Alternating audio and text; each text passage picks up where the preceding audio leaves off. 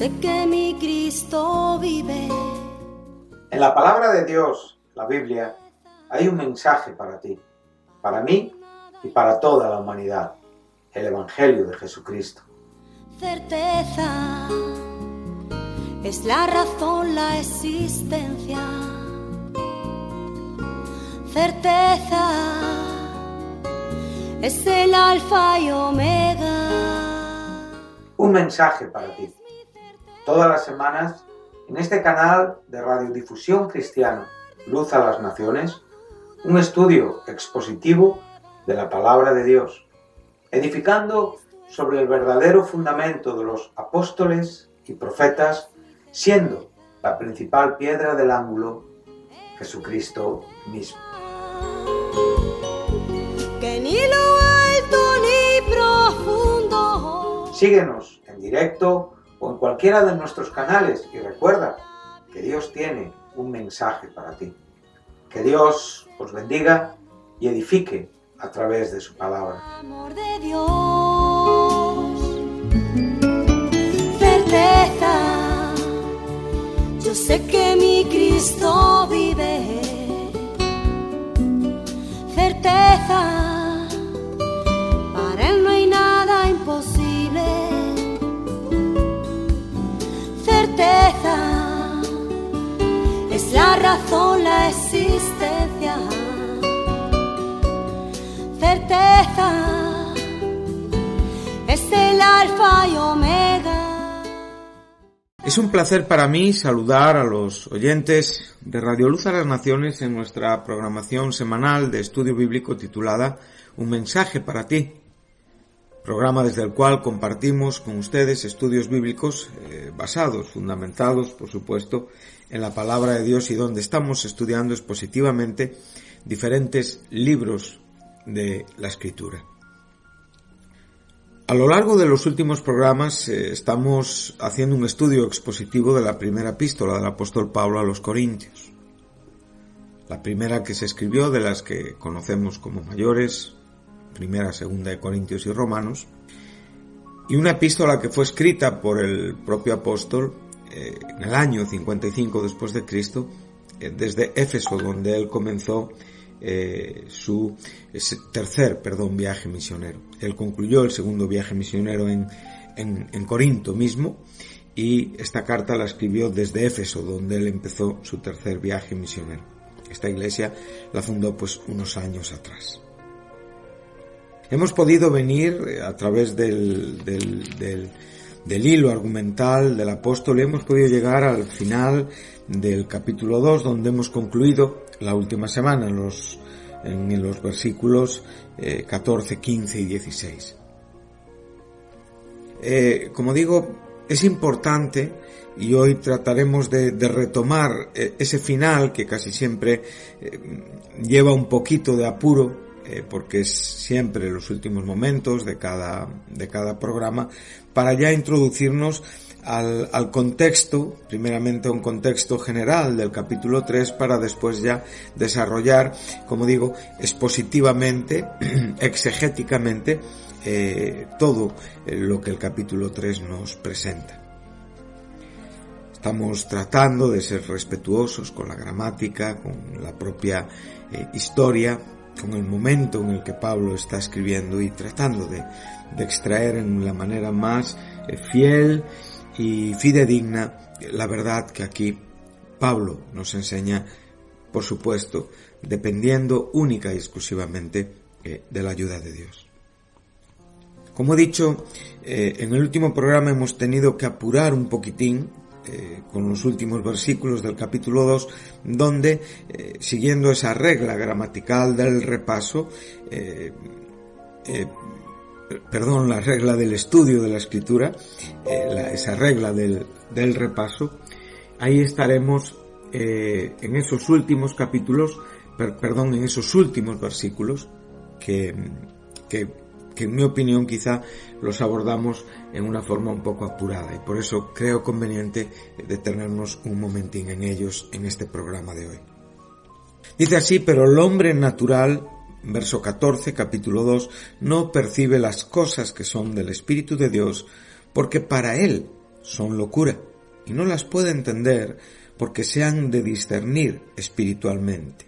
En cambio, el espiritual juzga todas las cosas, pero él no es juzgado de nadie, porque ¿quién conoció la mente del Señor? ¿Quién la instruirá? Mas nosotros tenemos la mente de Cristo.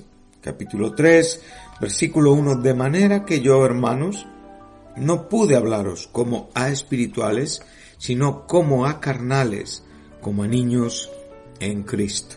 Bueno, hemos leído los 3 últimos versículos del capítulo 2 y hemos leído el primer versículo del capítulo 3, que es, si Dios mediante, lo que nos ocupará posiblemente ya a partir del próximo programa, y posiblemente ya ocuparemos en el programa de hoy algo de ese contexto general para después desarrollarlo un poquito más detalladamente. Bueno, hemos visto que el final del capítulo 2 sigue siendo esos contrastes marcados, ¿no?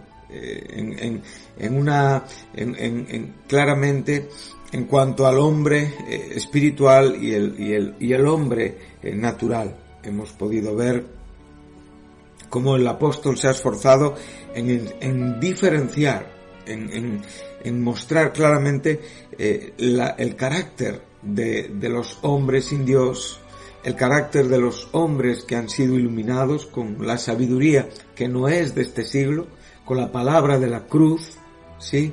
Con esa sabiduría que Dios predestinó desde antes de los siglos para nuestra gloria.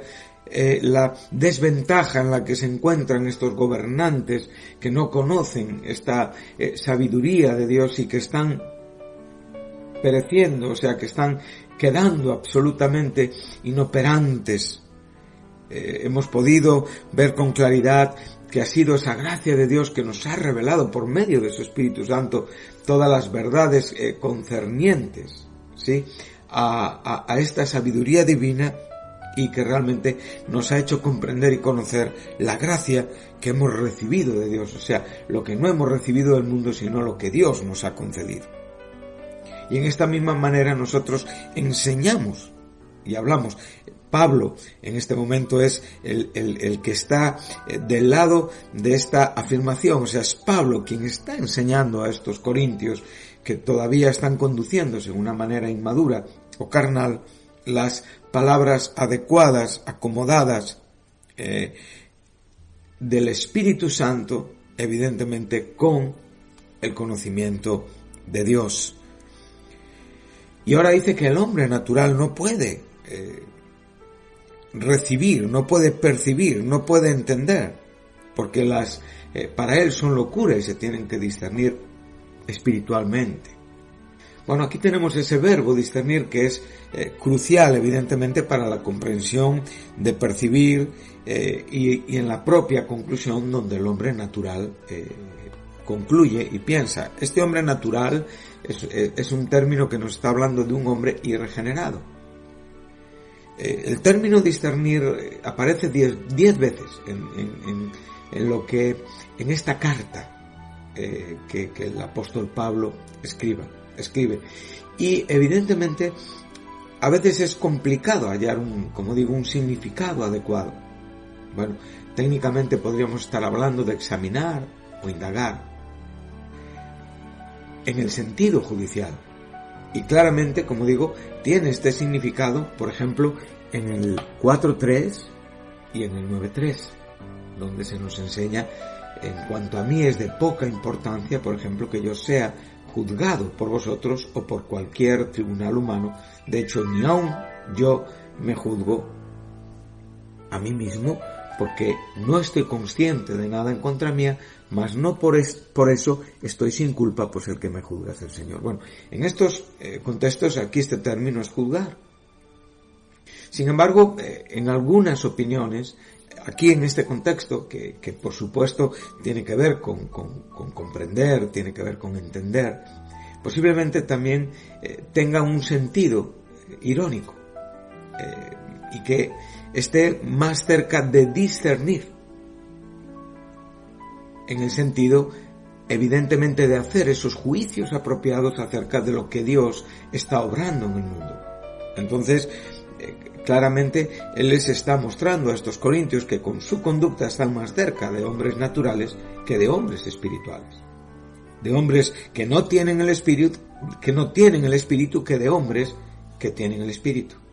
Porque cuando ya entramos en el versículo 15, ahí podemos ver que la comprensión y esa actividad propia del hombre verdaderamente espiritual es aquel que juzga todas las cosas.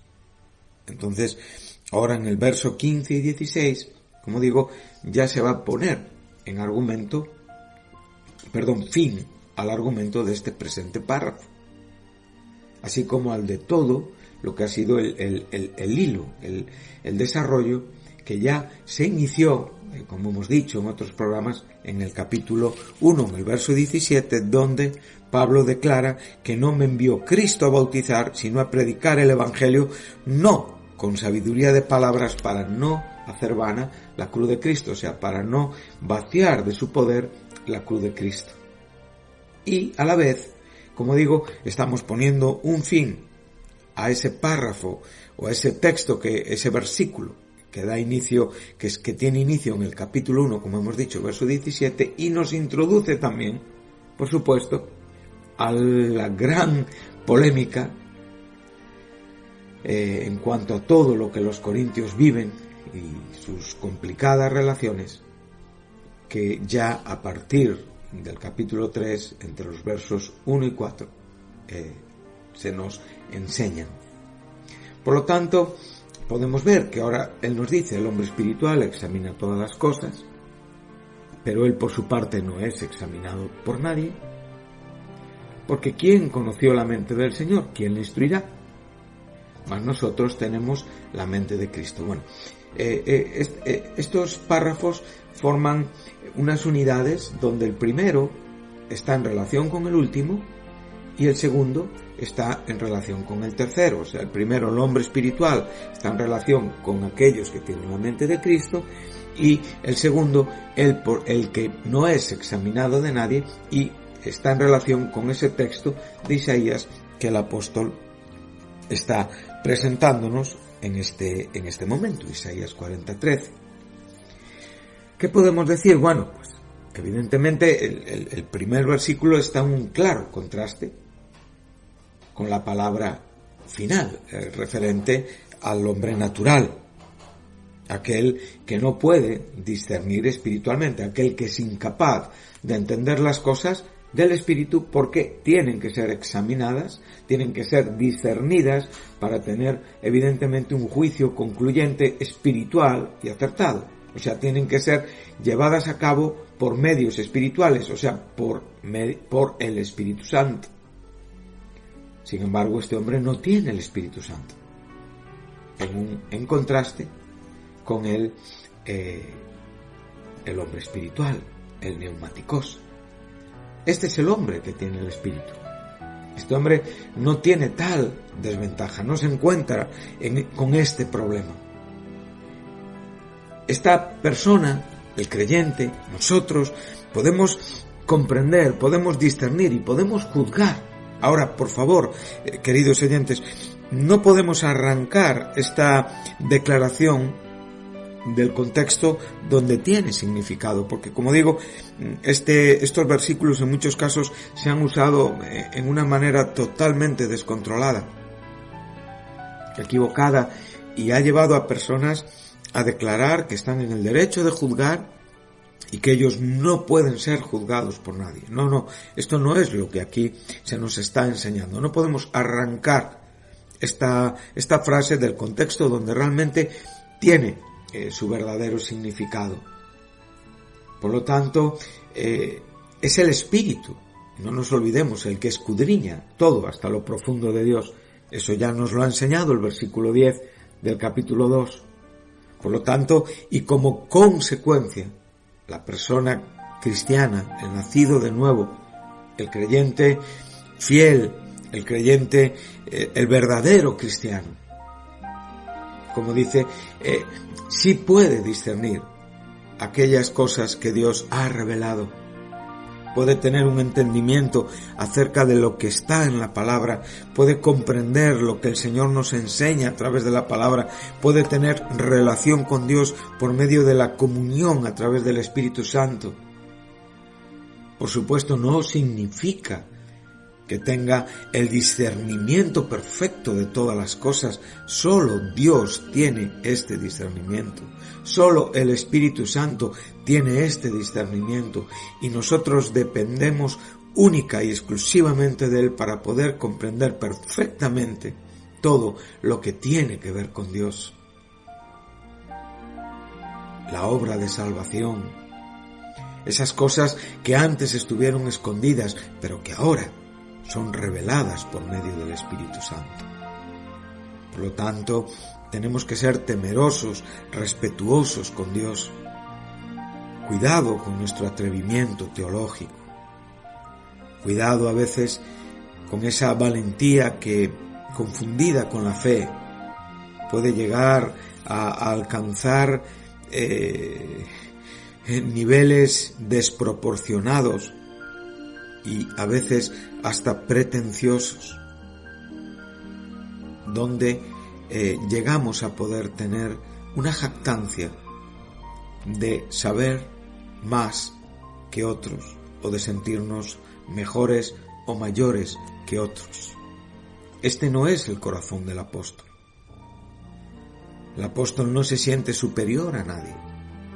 Sencillamente el apóstol es consciente de lo que Él ha enseñado, el Cristo crucificado, claramente. El Evangelio predicado con consecuencias de conversiones y demostraciones de poder y de espíritu. Son evidencias inequívocas de que está desarrollando la actividad espiritual de Dios en su propio corazón. Él está tratando de convencer a estos creyentes divididos, confundidos, tentados a abrazar la sabiduría mundana, de que este no es el camino, y que si siguen por esta senda vendrán a ser como hombres naturales. Ellos recibieron el Espíritu de Dios. Me recuerda mucho las palabras que el apóstol Pablo dice a la iglesia de Galacia, ¿verdad? Cuando les dice, ¿pero vosotros recibisteis el Espíritu a través de las obras o realmente a través de la fe? Realmente, ¿cómo se produjo esa recepción? Pues sabemos, como bien nos enseña Romanos 10, que esa fe viene por el oír y por oír la palabra de Dios. O sea, es la comunicación del Espíritu Santo, la propia palabra. Y la palabra es el argumento principal donde nuestra fe adquiere comprensión y entendimiento del Dios que se autorrevela en la propia palabra. No podemos separar, no podemos lo que iniciamos espiritualmente desarrollarlo posteriormente en la carne, que es lo que aquí está sucediendo y lo que, como valga la redundancia, los propios gálatas también estaban viviendo. Por lo tanto, como digo, esta declaración está mostrándonos algo que es importante. No nos está invitando a tener una suficiencia superior a la de los otros, carente de humildad y de respeto, y por supuesto de un verdadero carácter cristiano. El segundo aspecto en cuanto a que el espiritual, como digo, no es juzgado por nadie. No está, como digo, no está dándonos una idea de elitismo a nuestras propias vidas. Sencillamente es el contraste en cuanto a que el que no tiene espíritu no tiene un discernimiento espiritual y el que tiene el espíritu tiene un discernimiento espiritual. Y puede hacer esto por causa, como digo, únicamente del Espíritu Santo. Como digo, en el caso del hombre natural es una persona que pertenece al mundo Entonces no puede juzgar a la persona espiritual como necia en cuanto a lo que él entiende y comprende de las verdades, de la sabiduría divina, de las verdades que pertenecen al siglo venidero. Una persona profana no puede en ningún momento entender la santidad de un creyente, pero un creyente sí puede entender la vida impía de un profano. Las personas que están llenos del Espíritu Santo, las personas que tienen la vida del Espíritu Santo en ellos, evidentemente comprenden estas cosas, son sensibles a los argumentos pecaminosos del mundo, al gobierno de este mundo, al príncipe de este mundo, al Dios de este siglo, a todos los desarrollos demoníacos, humanistas, terribles, que tanto daño hacen al hombre y que le tienen preso en una incredulidad que les dirige a una condenación segura. Entonces, aquí lo que estamos diciendo es exactamente esto. No es que ahora mismo en la Iglesia haya personas superiores. No, por favor, los creyentes estamos en esta norma básica de ser templos de Dios, templos del Espíritu Santo. Hombres que podemos comprender las verdades espirituales porque el Espíritu Santo nos las ha comunicado y el Espíritu Santo nos las sigue enseñando. Eso no significa que yo esté fuera ni del consejo ni de la propia disciplina que hermanos me pueden dar si mi vida no anda correctamente en la Iglesia. Por supuesto que no. Esto es algo importante. En muchos casos seremos corregidos. En muchos casos el Señor enviará hermanos que tendrán un juicio de valor santo, equilibrado y que se acercarán a nosotros con cariño para enseñarnos lo que igual no estamos entendiendo, aprendiendo o desarrollando bien, como el caso de los corintios. Y que posiblemente de permanecer en esa necedad, pues podemos vernos evidentemente en una situación un poquito delicada o desafortunada o desacertada que nos dirige hacia caminos inciertos. Por lo tanto, seamos, como digo, humildes, agradecidos y aun conscientes de ser, como digo, templos del Espíritu Santo, estamos sujetos también a corrección. Y, como es este el caso, que podamos ver esos contrastes entre lo que nosotros tenemos y lo que evidentemente el mundo, el hombre, natural, que está bajo el gobierno de este mundo, del sistema de este mundo, no tiene. Y damos muchas gracias a Dios. Como hemos dicho, el apóstol va a introducirnos a una cita del Antiguo Testamento. No usa esa frase como está escrito, que normalmente él va a citar Isaías 40:13, que dice así: ¿quién guió al Espíritu del Señor o cómo consejero suyo le enseñó? Bueno, es una pregunta retórica, lo sabemos, cuya respuesta es muy sencilla: nadie. Por lo tanto,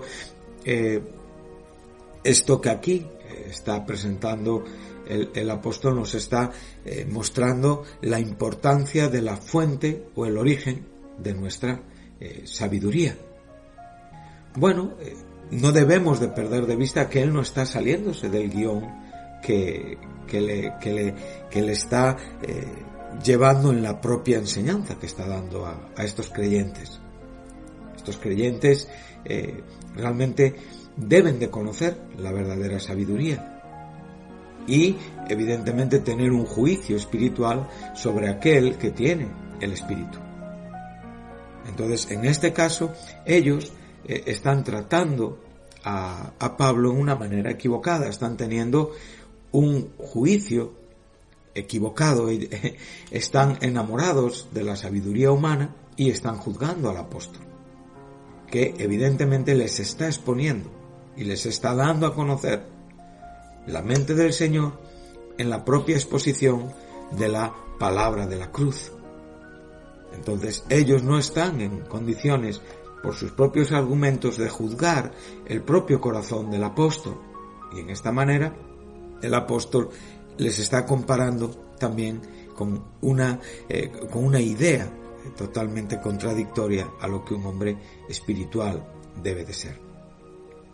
Bueno, él concluye diciendo: nosotros tenemos la mente del Señor. Él en este momento está hablando de aquellos que están predicando el Evangelio en contraste con aquellos que están argumentando con sabiduría humana. O sea, aquellos que están careciendo del Espíritu y que por lo tanto no conocen la mente del Señor. Esto es importante. O sea, Pablo está diciendo: nosotros tenemos la mente de Cristo, no en un sentido en el que ningún hombre tenga la mente de Dios en esa manera perfecta como Dios es, sino sencillamente que conocemos los pensamientos de Cristo que el propio Espíritu nos revela. Por lo tanto, aquí la palabra mente puede perfectamente estar significando espíritu. O sea, nosotros tenemos el Espíritu de Cristo.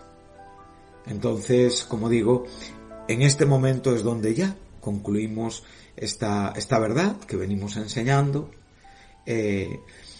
Como digo, Pablo había comenzado por insistir en que su mensaje era efectivamente una expresión de sabiduría, esa propia sabiduría de Dios revelada por el Espíritu, en contraste con el hombre natural, el mero ser humano sin espíritu. Evidentemente, aquel que no comprende la mente de Cristo, en contradicción con los que poseen el Espíritu, y que evidentemente estos corintios tenían este espíritu, habían sido transformados, tenían esta mente.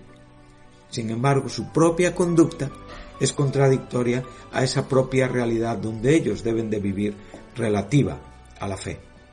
Entonces, ellos parece que tienen más interés en las ideas más humanas que divinas y por lo tanto están destruyendo los propios principios básicos donde el Señor construye y fundamenta a su iglesia, que es la obra de Cristo en la cruz.